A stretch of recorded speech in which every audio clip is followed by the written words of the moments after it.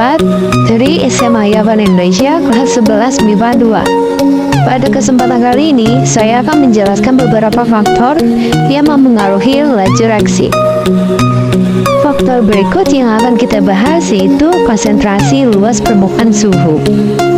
Yang pertama, kita akan membahas konsentrasi dengan menggunakan balon dan soda kue.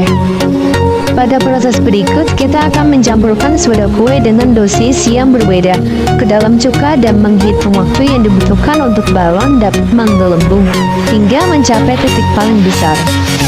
Siapkan alat dan bahan yang diperlukan.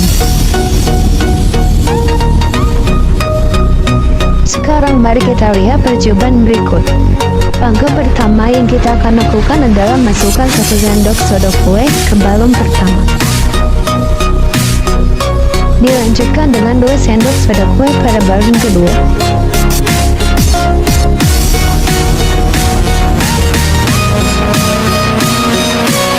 Dan 3 sendok soda kue pada balon ketiga.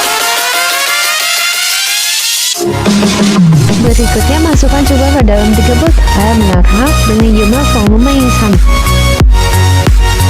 Langkah berikutnya, kita masukkan ujung balon pada ujung botol dengan kuat.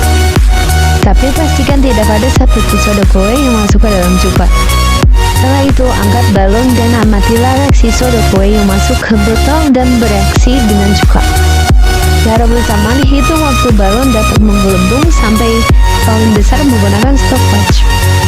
Hasil pengamatan tersebut adalah ketika soda kue dituangkan dan menyatu dengan cuka, terjadi gelembung-gelembung yang banyak pada botol sampai naik ke balon. Gelembung-gelembung gas tersebut adalah gas karbon dioksida yang dapat mendorong gas oksigen di atasnya sehingga kelamaan balon yang tadi kecil akan berubah menjadi lebih besar sampai sudah tidak ada gelembung lagi. Kesimpulannya adalah besar kecilan balon yang mengembang juga bergantung pada besar kecilan bakaran soda kue yang dicampurkan. Semakin besar ukuran cuka dengan soda kue dapat dirumuskan sebagai berikut. Yang kedua, pengaruh luas permukaan. Siapkan alat dan bahan yang diperlukan. Sekarang mari kita lihat percobaan berikut. Langkah pertama, tuang cuka ke dalam gelas ukur dengan jumlah yang sama. Lalu cangkang telur pertama kita pecah menjadi beberapa bagian saja.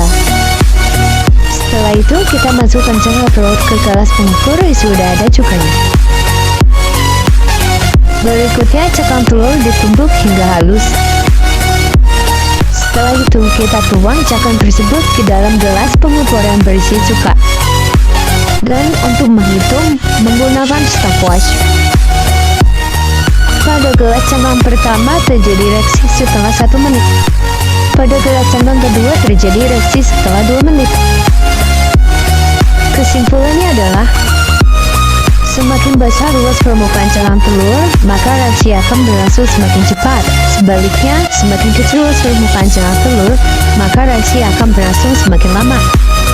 Yang ketiga, pengaruh katalis. Siapkan alat dan bahan yang diperlukan. Sekarang mari kita lihat percobaan berikut. Langkah pertama, tuangkan cuka ke dalam gelas pengukur.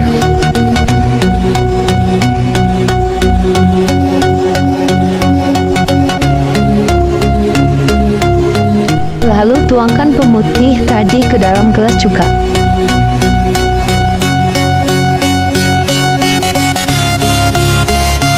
Setelah itu tuangkan pemutihnya saja ke dalam gelas ukur.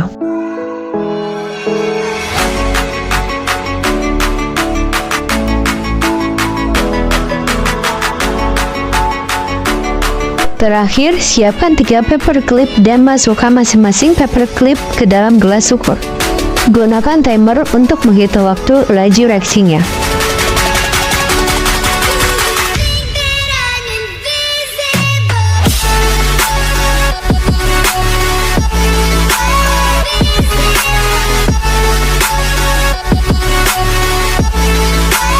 Kesimpulannya adalah bahwa katalis dapat meningkatkan laju reaksi, tetapi mengalami perubahan yang kekal dalam reaksi tersebut.